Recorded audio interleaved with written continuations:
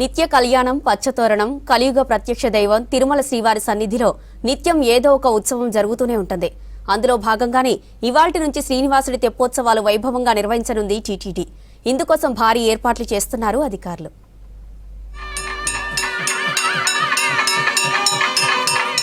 తిరుమలలో శ్రీవారు సాలకట్ల తెప్పోత్సవాలకు ముస్తాబయ్యారు. ఇవాళ రాత్రి 7 గంటలకు తెప్పోత్సవాలు వైభవంగా మొదలు కానున్నాయి. ఈ నెల 13వ తేదీ వరకు ప్రతిరోజు రాత్రి 7 నుంచి 8 గంటల వరకు స్వామి అమ్మవార్లు పుష్కరిణిలో ఆనంద విహారం చేయనున్నారు. ఏటా ఫాల్గుణ మాసంలో శుద్ధ ఏకాదశి నాడు ప్రారంభమయ్యే తెప్పోత్సవాలు పౌర్ణమి వరకు జరుగుతాయి.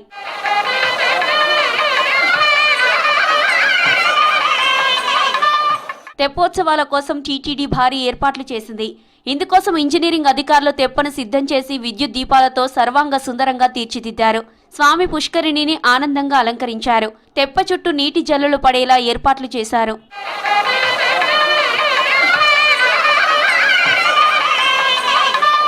తెప్పోత్సవాల్లో అలంకరణ కోసం సాంప్రదాయ పుష్పాలు, కట్ ఫ్లవర్స్ వినియోగిస్తారు.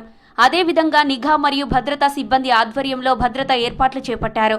గజ ఈతగాలను అందుబాటులో ఉంచారు.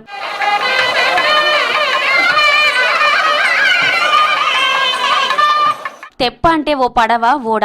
ఓడలో సుఖాసీనులైన శ్రీవారిని కోనేటిలో విహారం చేయించడాన్ని తెప్పోత్సవం అంటారు. తెప్పోత్సవాలను తమిళంలో తిరుపల్లి ఓడై తిరునాల్, తెలుగులో తెప్ప తిరునాళ్లు అంటారు. తిరుమలలో తెప్పోత్సవాలు అత్యంత ప్రాచీన కాలం నుండి జరుగుతున్నాయని అంటున్నారు అర్చకులు. శ్రీ సాలువ నరసింహరాయలు క్రీస్తు శకం 1468లో పుష్కరిణి మధ్యలో నీరాలి మండపాన్ని నిర్మించి తెప్పోత్సవాలకు అనువుగా తీర్చిదిద్దారు.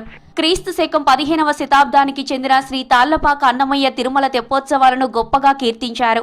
వేసవి ప్రారంభంలో పున్నమి రోజుల నాటి వెన్నెల కాంతుల్లో చల్లని నీళ్లలో శ్రీ స్వామివారిని ఊరేగించే ఈ తెప్పోత్సవాలు భక్తులకు కనువిందు చేస్తాయి.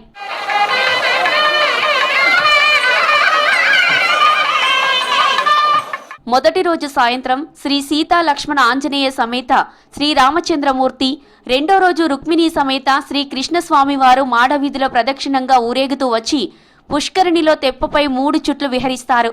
ఇక మూడో రోజు శ్రీదేవి భూదేవి సమేత మలయప్ప స్వామివారు తెప్పపై 3 చుట్లు, 4వ రోజు 5 చుట్లు, 5వ రోజు 7 చుట్లు విహరించి భక్తులను కటాక్షిస్తారు.